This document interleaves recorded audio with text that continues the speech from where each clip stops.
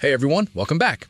Today we're digging into one of the biggest debates in Zenless Zone Zero version 2.4. Should you actually pull for Banyue, or is he one of those characters who looks insane on paper but might not fit your account long term? This patch is stacked, future banners are looming, and resources are tight, so let's break down the real pros and cons and figure out whether Banyue deserves your master tapes. Alright, first off, Banyue isn't just another Rupture DPS. He's genuinely one of the most creative HP scaling carries Hoyoverse has released so far. His damage scales off max HP, and because his sheer force attacks partially ignore defense, he can punch through thick elite enemies and boss armor like it's nothing. What sets him apart is the Wrath system, which gives him one of the highest skill ceilings in the entire roster. If you're the kind of player who loves perfect dodges, parrying enemy strings, converting every defensive read into offensive momentum, this guy will feel like he was tailor-made for you. Visage of Wrath mode unlocks a full suite of enhanced EX specials, and once you learn how to manage your adrenaline economy, parrying timings, and Wrath cycles, Banyue becomes an absolute screen shredder. It also helps that Banyue isn't limited to cookie-cutter comps. He pairs beautifully with Lucia for Ether Veil and even more Rupture scaling. And with Zhao on the horizon, who might actually be free, he's potentially getting a best-in-slot support for zero cost. Zhao's early leaks suggest off-field Ether applications, defensive disruption, and enhanced energy flow, all of which Banyue loves. Add his signature W-engine Wrathful Vajra, which gives huge HP, fire shear multipliers, and crit rate, and Banyue becomes a true hyper carry with some of the cleanest burst windows in the game. If you enjoy mastery-heavy units who reward practice, Banyue is honestly one of the most satisfying pulls in 2.4. But let's be real. Banyue is not plug-and-play. He's the exact opposite of characters like Soldier 11, Grace, or even Rina, who you can throw into a comp and call it a day. Banyue demands consistent precision, perfect dodges, perfect parries, combo mastery, and smart meter cycling. If you're not the type to enjoy technical gameplay, he can feel exhausting or straight-up frustrating.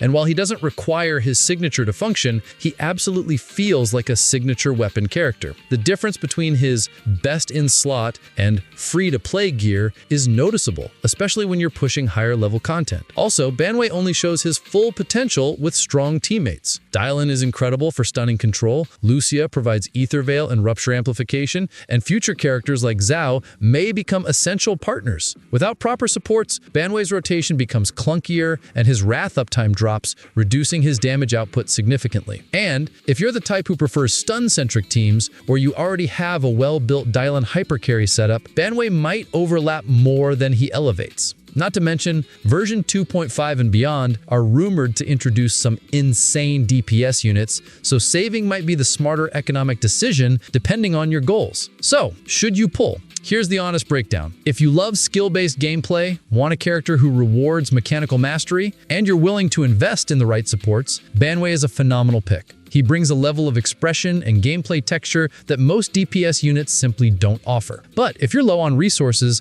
missing key supports like Lucia, or prefer straightforward characters who perform consistently without tight execution, skipping Banyue and saving for future banners is absolutely a valid choice. But what do you think? Let me know your thoughts in the comments below. If you enjoyed this breakdown and found it helpful, make sure to subscribe for more. Thanks for watching, take care, and I'll catch you in the next one. Peace.